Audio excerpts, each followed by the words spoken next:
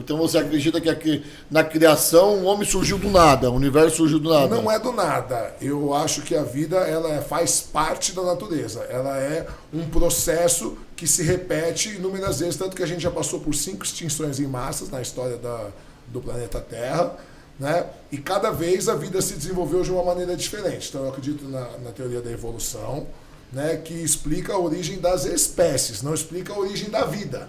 Né, as pessoas confundem às vezes, né? Então você pega o livro de Charles Darwin, lançado em 1900, A Origem das Espécies, ele apresenta inúmeras provas fósseis, né? 20 anos de trabalho de fósseis e tal, de adaptação ao meio. Que na verdade, embora esteja no livro de Darwin, não foi Darwin que falou. O primeiro a falar foi Empédocles, 490 a.C., a dizer essa frase, né? O mais adaptado só que sobrevive ao meio.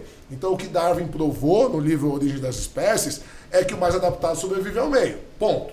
Foi o que ele provou. Que essa parte da teoria da evolução é um fato. Isso é um fato científico, tanto que, né, mesmo na Inquisição da Igreja, eles tiveram mais para frente não a Inquisição, porque Darwin é de 1900, mas a Igreja mais para frente teve que aceitar como verídico, porque é um fato. Agora, elo perdido, origem do universo, Big Bang, tudo isso são teorias que talvez a gente um dia consiga provar que seja verdade, talvez não.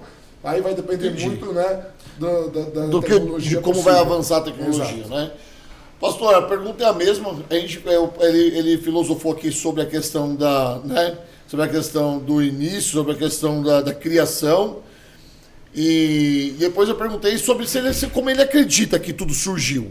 E a pergunta é a mesma para o senhor. Para mim é mais fácil responder, né? É algo mais tranquilo, né? Porque biblicamente, cientificamente falando, nós já temos algumas evidências aí, para umas direções para onde apontar. Então, eu sigo a Bíblia, que Deus criou os céus e a terra no início. Deus havia a eternidade apenas, e Deus resolveu criar a terra, o universo, e ele criou por vontade própria e resolveu criar a humanidade, colocar a humanidade aqui por liberdade dele, soberanamente. E é isso. E as leis científicas, a ciência que está estabelecida aí, apontam que o universo teve um início. O universo não é eterno, ele teve um início.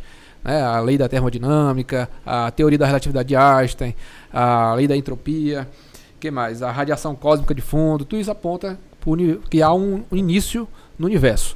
E alguns ateus falam, né? Mas se o universo existiu, ele não é eterno, e ele aplica o raciocínio da causa para Deus, né? Da onde é que veio Deus, né?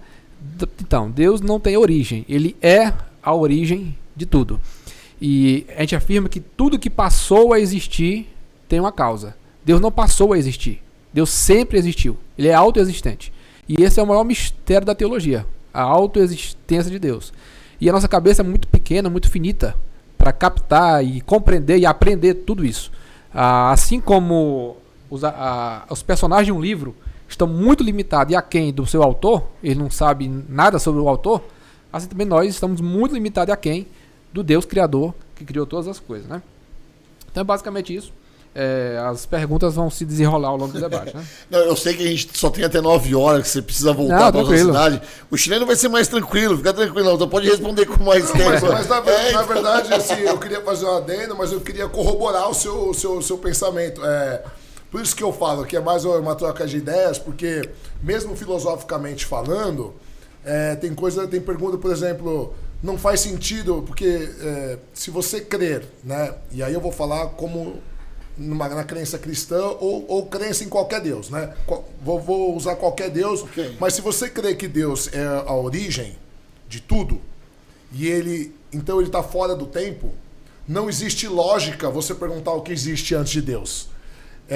Esse é o erro de muitos ateus. Por isso que eu falo assim, que eu sou o ateu errado, se as pessoas esperam que eu vou ficar criando polêmica. Porque assim, é a mesma coisa que perguntar onde você estava antes de você ser concebido, né? Então, porque se Deus criou o tempo, e aí já é uma ideia que já nascia na mitologia grega, e depois Einstein vai falar sobre isso, e Stephen Hawking vai falar sobre isso. Ele tem um livro que fala sobre uma breve história do tempo, que eu ainda não li, mas eu ganhei de uma amiga minha, vou ler, tá? É o meu próximo livro, já está na mesa do meu escritório para ler, que eles criam a ideia que já existia na mitologia grega de espaço-tempo, né? Que o tempo não existe sem o espaço.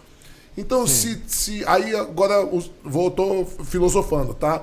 Se Deus deu origem a tudo, e aí Aristóteles não acreditava nisso, mas ele vai chamar de primeiro motor imóvel, né? Quem vai chamar de Deus é São Tomás de Aquino, quase em 1300, 1280 e pouco, que ele vai pegar o primeiro motor imóvel de Aristóteles e vai transformar na primeira via de confirmação da existência de Deus, né? Que ele diz assim, Aristóteles, para ele, a matéria do universo sempre existiu, mas o que deu causa a tudo é um movimento que vai gerando outro movimento, então todo movimento tem um motivo causal.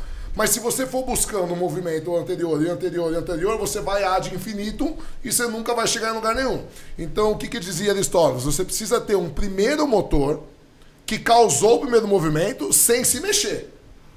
Imóvel. Ele tem que ser imóvel que causou o primeiro movimento. É a causa não causada. A causa não causada, exatamente. Ele diz, esse primeiro motor imóvel, ele era essência pura. Por quê? Porque tudo que a gente tem, tudo na vida, ele diz que tem essência e tem potencialidades. Então, por exemplo, ele dá o exemplo de uma semente, né? A semente, em ato, ele é uma semente, mas em potência é uma árvore. E essa árvore, em ato, é uma árvore, mas em potência ela pode ser uma mesa, pode ser uma escultura, pode ser uma porta, pode ser qualquer coisa. Mas em ato, mas a potencialidade são infinitas as potências. O que vai determinar a causa eficiente, né? Que é uma outra expressão usada por Aristóteles, o que vão fazer com aquela árvore, com aquela madeira, ou se a semente vai cair numa terra fértil, ou num lugar que tem pedra, ou se passarinho vai comer e tal. E aí ele diz que o primeiro motor imóvel, ele era uma essência, uma energia tão pura, que ele era o máximo da potencialidade. Não tinha mais para onde ele ir. E por ser essência pura e não ter mais nem potencialidade, ser o máximo das potencialidades dele, por atração, ele cria o primeiro movimento, né? Sem precisar se mexer. E dá origem a todo o movimento do universo, que vai dar origem às outras coisas que ele diz que são contingentes, que também é uma das vias de São Tomás de Aquino de defesa de Deus, que é o que é contingente. Todos nós somos contingentes. Para o universo, a gente poderia existir ou não existir, para o universo não faria a menor diferença.